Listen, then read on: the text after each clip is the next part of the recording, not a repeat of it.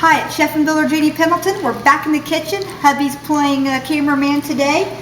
Basically, I just want to show you real quick. I've washed my half-gallon jars. It's very, very hot. I just put this into a steam bath here to sterilize my jars. A little bit of water and a little bit of vinegar. See that? Try not to touch the rims at all. And then the last one goes in. Again, I just got the water, maybe about a ½ inch of water in here with just a little bit of vinegar. Then we put the jars in, put the lids on, turn this almost on high, not quite on high, and we let this go, and we set the timer. When they start steaming really well, we set the timer for 20 minutes. 15-20 minutes definitely will get these nice and sterile. We're just trying to sterilize the jars.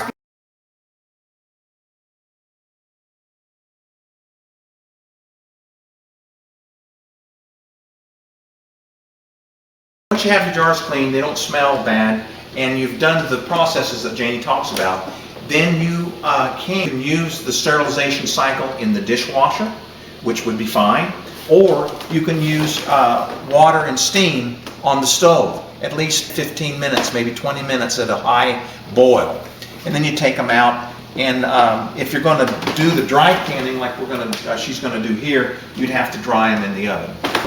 And these are drying out so that she can put milk in them right now. Yeah, to put powdered milk in them. Powdered milk. Yeah, see, we're drying out at 220 right now, so we want those jars really, really dry. Cannot dry can in the oven instant dry milk, okay? Because it will burn. But if your baking mix has instant dry milk in it or sugar, then you can. So instant dry milk and sugars, you do not want to put that in the oven, but you can baking soda, baking powder. You can a baking mix if it has the sugar and the instant dry milk in it. That is fine as well because it doesn't contain all of it. It's got flours and other things in there that absorb, you know, that make sure that the moisture, make sure that this doesn't compact. When you oven dry can instant dry milk or sugar, it melts. But you can do products that have it in there, but just not them by themselves, sugar and dry milk, not by themselves. So we hope that this clarifies in reference to clean and sterile procedures. So and dry canning. And dry canning. There's a lot of other things. If you have questions, ask Janie. And make sure when you're sterilizing, bring it to a boil.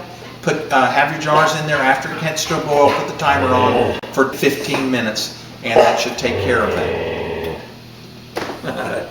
And Lexi has a word to say too. What do you have to say about canning? Time for bed, it's late and we're still canning. She's gonna bark every time you say. She's gonna bark no matter what. Make sure you time it at 15 to 20 minutes to get it sterile. Did he say what you wanted him to say? Did he say it like you wanted it said? Look at her smiling. We hope this helped.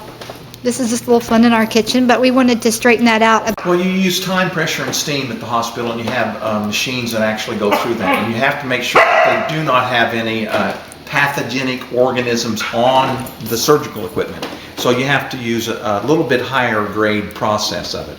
So here you're just bringing it to a rolling boil, and you're steaming it. I'd like to say turn your jars upside down so it steams the inside of the jars. Steams the inside of the jars, and you got 15 to 20 minutes of good steaming, boiling water, and that should take care of it. If you leave them out, you know, then you have to understand if you take them out and you leave them for a prolonged period, you got to go through the whole process again. Yeah. Because they become contaminated with the environment. Mm-hmm. So how do you do it at the hospital? How do you steam your tools at the hospital? You use steam under pressure, just like you would in a pressure cooker. Yeah, steam under pressure, and then they get wrapped up, and then they get tagged, and there's a little piece of paper that goes over it that shows it reached the right temperature and pressure. And they know it when they open the surgical equipment. Like the surgical nurse or somebody that's watching the equipment, they'll know based upon the packaging whether it's been contaminated or not. Mm-hmm. And you definitely don't want to go to the hospital and have a major surgery or something, and then they cut you open with a dirty scalpel and stuff. Mm-hmm. So, or sew you up with dirty thread. Dirty threads, or needles. And the same things here. You got to have clean stuff. So you can people just that are telling you not to clean your things or not to sterilize